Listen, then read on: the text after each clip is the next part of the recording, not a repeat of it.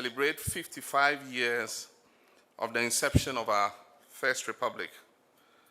And on this occasion, we offer gratitude to our forebears whose effort, sweat, and blood secured this nation and made us an equal member of the Committee of Nations, a nation capable of taking her destiny into her own hands.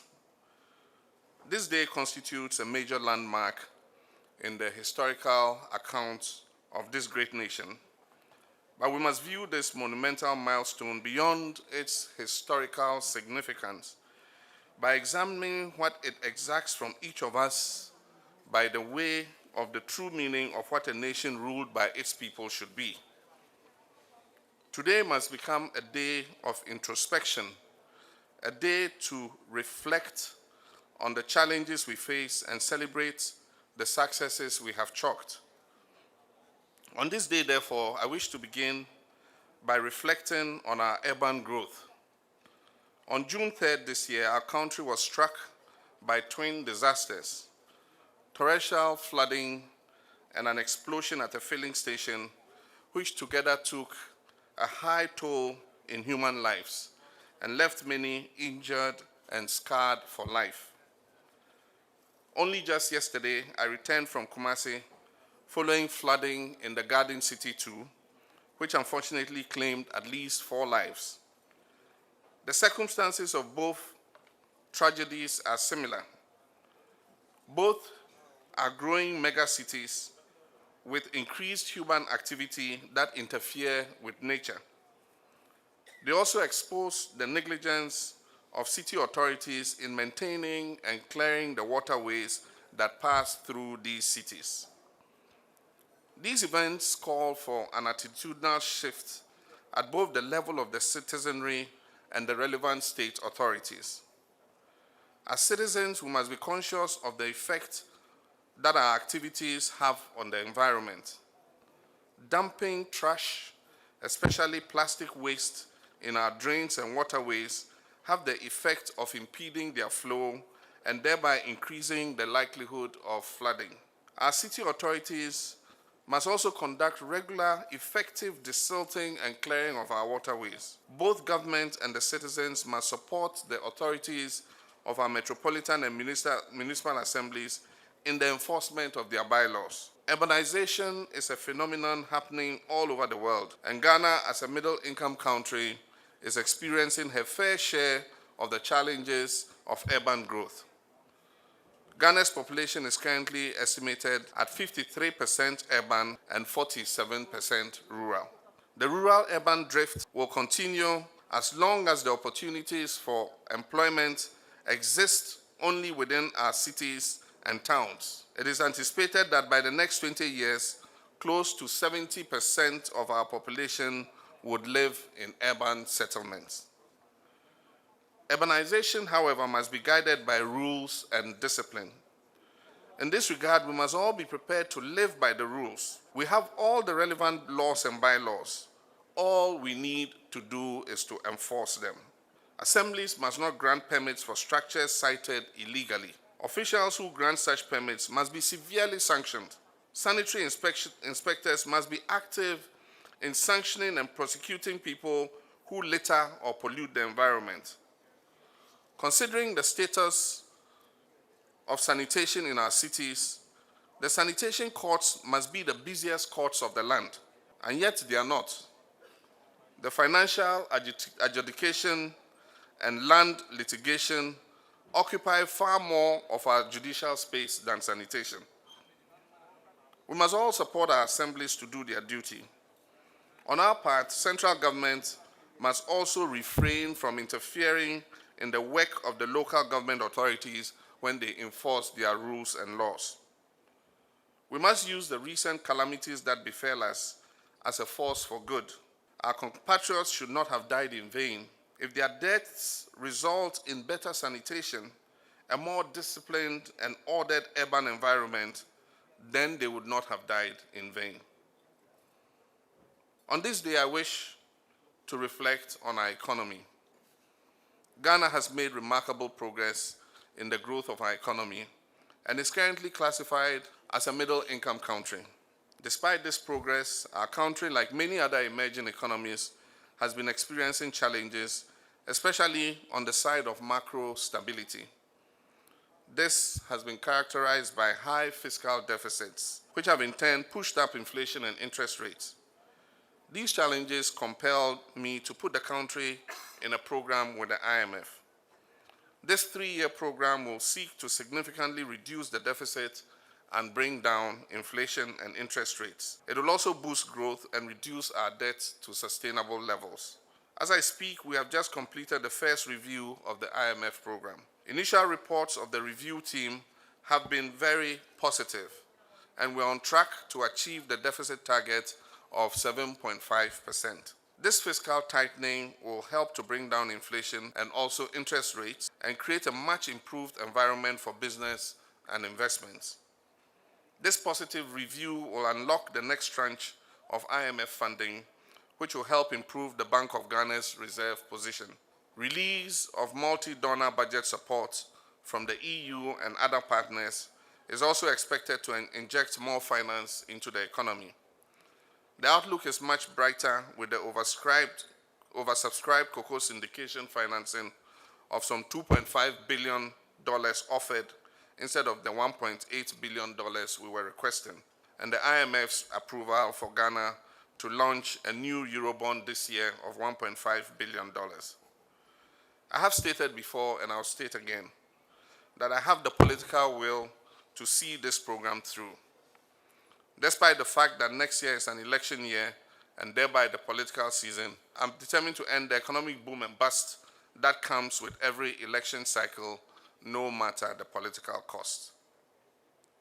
I ask for the support of all Ghanaians to help government stay strictly within budget, even in the election year of 2016. Our negative balance of trade continues to be a major hindrance to our economic prosperity. With our imports far exceeding our exports, we experience huge pressure on our foreign exchange resources to import many unnecessary goods. My personal involvement in promoting Made in Ghana goods is a testimony of the priority government places on this campaign. The private sector and industry are working hand in hand with the Ministry of Trade and Industry to unveil a comprehensive Made in Ghana campaign. A new logo has already been selected, and I look forward in much anticipation to the launch of this campaign. On this Republic Day, I reflect on our governance. Under governance, I'll raise two major issues on which much introspection is required. The first is the unacceptable high level of partisanship in our politics. The existence of two main political parties locked in a struggle for power has created a very polarized political environment in which nearly half the population spent 4 years either standing aloof or actively praying for the failure of the incumbent government in order that their fortunes at the next election will be brighter. The reverse happens when the shoe moves onto the other foot. This has created an environment where everything from atomic energy to spousal abuse, traffic, soccer, floods, indeed name anything, is interpreted through political lenses.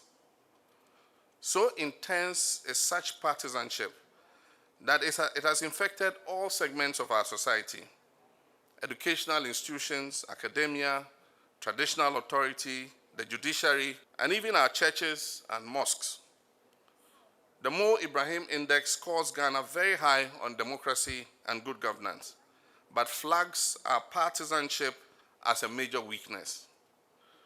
We can compete for power in an atmosphere that is less divided than we currently have in our body politic. We all desire political power to serve our people, but politics need not be dirty. It must not be a life and death struggle either between political parties or within political parties. I intend in the year to open a channel of communication with other political leaders in order to create a less polarized political environment than we currently have. Another matter of concern is the issue of corruption and abuse of office. Government faces major risks here. Strengthening the fight against corruption heightens the public perception about corruption and fuels the thinking that corruption has suddenly exploded under a particular regime. Corruption affects and involves all of us, and we must work together to root it out. Corruption occurs mainly as a result of institutional weaknesses. I take this opportunity to congratulate the Parliament of Ghana for the passage of the National Anti-Corruption Action Plan. Government is determined to implement this plan. We also await anxiously the passage of the Right to Information Bill as an additional instrument in our fight against corruption. I'm of the belief that we must prioritize the strengthening of our institutions and systems to take away the opportunity for people to be corrupt. I hereby wish to restate my commitment to the fight against corruption. Indeed, I've given the anti-corruption institutions a free hand to investigate and prosecute any case of corruption or malfeasance that comes to their attention. Where corruption occurs, however, our institutions, from investigative to prosecutorial and adjudication, must work with the common objective of dealing firmly with corruption. In this regard, some recent decisions of our courts are worrying. For example, it's difficult to understand a case in which a person is convicted for causing a colossal financial loss to the state in the amount of $60 million and is given a non-custodial sentence and a paltry fine of 500,000 Ghana cedis. This is not an isolated case. There are several such as this that go to discourage the agencies involved in the fight against corruption, and I intend to draw the attention of Her Ladyship, the Chief Justice, to some of such cases. We must strengthen our anti-corruption institutions, and in this regard, I implore civil society groups, traditional leaders, religious leaders, to join government in moving the constitutional review process forward, especially in respect of untying the hands of Traj, to be able to proceed to investigate allegations of corruption and abuse of office without first of all receiving a complaint. It is also important for us to strengthen our assets declaration regime to provide for publication of such declarations. Government will soon unveil a new public complaints process in collaboration with the Aegis Department, Traj, and IOCO. This will include an online portal to allow the public to report any complaints they might have in respect of corruption or abuse of office. If such complaints have substance, they will be referred to the appropriate investigative institution for appropriate action. This will make it easier for members of the public to perform their watchdog and whistleblower roles. Their identities would be vigorously protected. On our 55th Republic Day anniversary, my reflection is also on our heritage. Our forebears and founders of our nation left us a rich heritage and a strong value system of honesty and integrity. A heritage in which we were proud of our personality as Africans and Ghanaians. A heritage in which we were each our brother's keeper or sister's keeper. A heritage in which we valued cleanliness. A heritage in which honesty and integrity were sacred and respected. A heritage in which there was respect for knowledge and for age. Modernization and westernization are changing our value systems. Freed from our traditional norms and basking in the anonymity of urban society and the new media, we have become a changed people. Youth no longer give up seats for the elderly and pregnant women anymore on our public transport system. We no longer value cleanliness and personal hygiene. Our society has become more materialistic, and honor is given to wealth rather than wisdom and knowledge. We insult and use intemperate language on our elders and our leaders. All these and more must engage the attention of our civil society organizations, our religious and traditional leaders. We must inculcate in our children a sense of responsible citizenship and integrity from an early age. Growing up as children, we had a course on civic education as part of our curriculum. I'm told that today, issues of civic education and responsible citizenship are dispersed in the school syllabus. it might still be useful to aggregate these and teach them as a separate course in responsible citizenship at the basic level of our educational ladder. I've also asked the Minister for Education to explore the possibility of providing every basic school child with a free copy of the booklet, courtesy for boys and girls.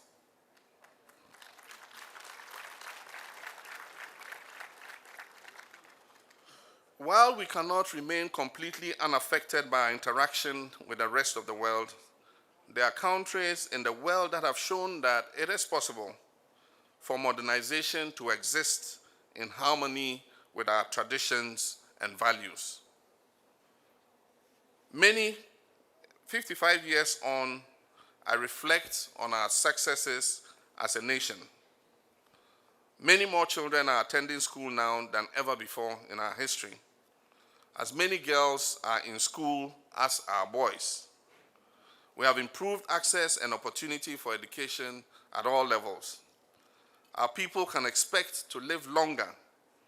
Average life expectancy has increased from about 47 years at independence to 63 years today. Of course, that's why there are so many senior citizens here today. Maternal mortality has declined from above 900 per 100,000 live births in 2000 to about 300 per 100,000 live births in 2014. Infant mortality has declined from 77 per 1,000 births in 1988 to 41 per 1,000 births in 2014. Child mortality for the same period has dropped from 84 per 1,000 births per 1,000 to 19 per 1,000. We've succeeded in eradicating polio and other childhood diseases. Access to healthcare has increased phenomenally through the NHIS and the provision of medical personnel, facilities, and equipment across the length and breadth of the country. We've extended power to all parts of our country, and Ghana is second only to South Africa in terms of electricity access in sub-Saharan Africa at about 76% of our population. We have reached 67% of our population with safe drinking water and have succeeded in eliminating completely the guinea worm disease. We have improved and continue to improve our transport infrastructure, allowing our people to move more easily across our country. These and many more successes give me cause for hope that our country will be great, that we will triumph, that we will succeed.